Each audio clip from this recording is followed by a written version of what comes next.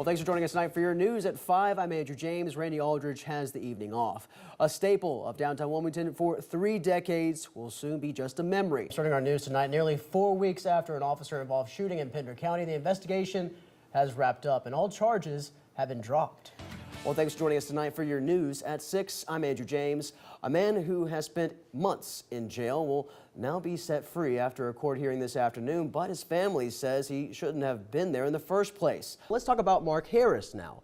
The issues he brought up were significant about his health, and that really driving a force from when he himself said to the board, I think there is a good chance you should call a new election in this. Do you think this new election will involve Mark Harris? The impacts of the UNCC shooting felt across the state at its sister campus here in the Port City. WWY's Matt Bennett joins us now live tonight on the campus of UNC Wilmington, where the community is holding a vigil honoring the shooting victims. Matt? Day 3 of the 9th Congressional District hearing wrapped up with Mark Harris, the next witness to be called come tomorrow. EMS and other Emerald Isle officials arrived and performed CPR on one man. That man was taken to a local hospital and is currently in serious condition.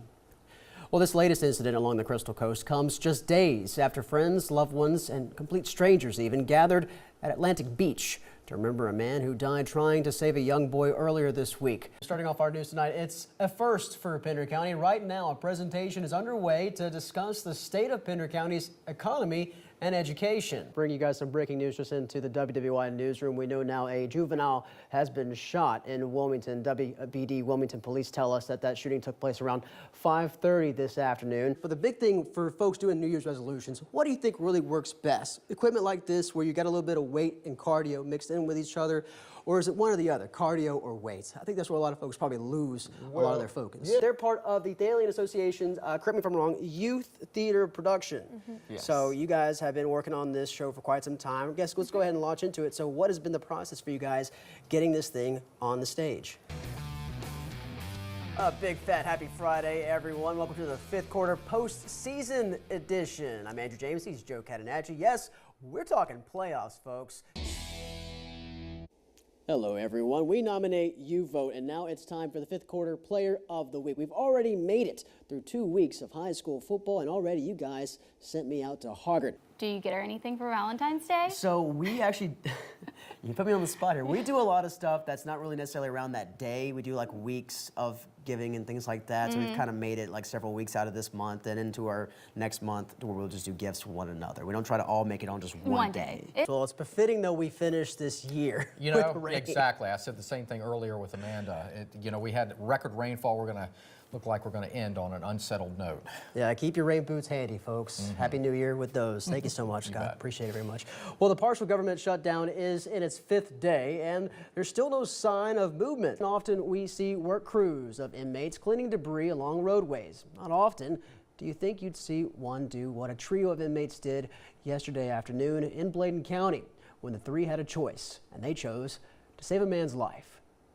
The only thing I can do is try to help. What was supposed to be a routine roadside litter cleanup. His stomach fell over in the ditch, so I went over to help him up. Turned almost fatal. It was much more than a loss of balance. Sheriff's Office Supervisor James Smith was having a stroke. He's in his 60s, and these 3 inmates had a choice. They chose to help. Well, if that was my father laying beside the road, I would want somebody to help him instead of running off. Frank Edens Jr., Roy Williams Smith, and Rosendo Morales Sanchez stayed with Smith.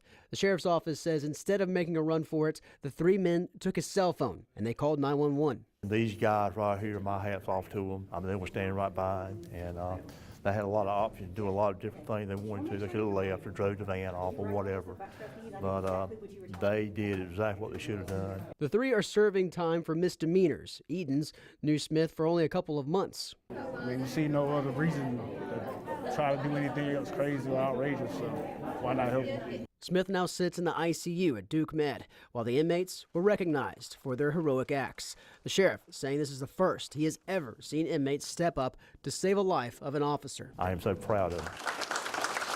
Alongside sheriff's deputies receiving promotions recognized for their work, these men were recognized and honored as well, receiving life-saving awards by the sheriff's office. At the end of the day, knowing that he's okay, it makes you feel better.